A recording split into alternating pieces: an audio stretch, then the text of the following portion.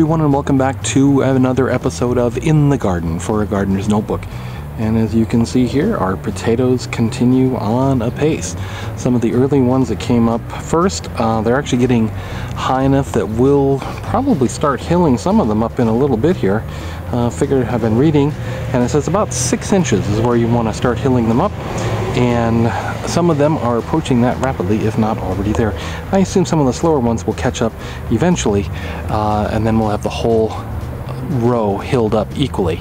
I've actually got some extra soil to allow me to do just that in case the soil in the bed does not provide enough cover.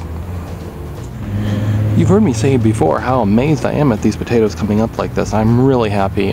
This, compared to some of the other things I've tried in the garden, this has been so far a great success, and I hope it continues to be. We won't know until we open up the hills at the end of the harvest period, but fingers crossed, we'll get lots of potatoes.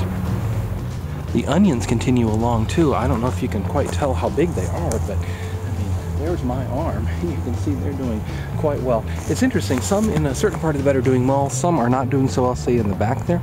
Not sure if that's just the condition of the soil, or perhaps it's to get less sun over there. We do have a large elm tree in this yard, which you can sort of see over there, the base of it there, and that can offer quite a bit of shade, even when it's not in leaf as it is right now. But we'll see. Things seem to be going pretty well here too, and again, fingers crossed. I don't want to jinx myself, but hopefully everything will continue going as it has gone. On the more decorative side of the garden, we've got some of our pink azaleas here in the front yard blooming. We had an interesting thing happen this year. There was a group of them that bloomed earlier, and now we're seeing a few kind of lagging blooms here later in the season, although this is normally the time when they would bloom according to my calendar in the past. So once these are done blooming, we will need to come in and trim them back, do all of our pruning, because you've got to prune them before they decide that they're going to set their next flower buds. I've had years in the past where I've screwed up and basically cut off all my flowers, so it's always important to carefully check when you should prune each individual plant so you don't have an accident like I had. And it may be a little hard to see here, but I did want to show it because this is pretty indicative of spring arriving, and that is if you look kind of right along here in this tree. This is a very tiny Crape Myrtle tree in our backyard, but you can see the leaves are starting to sprout. We're seeing the new growth with the red turning into green. I've marked this on the calendar, and this is within 2 days of when these leaves appeared back in 2010. So again, spring is arriving. Interesting thing about the way trees leaf out, I've noticed this with most of them, the leaves will start at the very tippy top, the smallest branches, and work their way down the tree.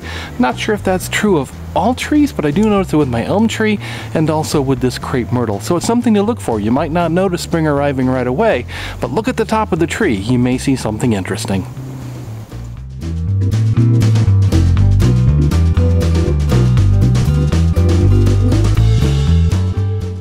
And I'll leave you with the crows dancing in the trees here today. We do get these regularly around the neighborhood, even though we are in a fairly urban area. Very interesting to watch. Until next time, this has been Douglas E. Welch for A Gardener's Notebook. This has been In the Garden. Hope you enjoyed these videos. If you do, please give us a like on YouTube.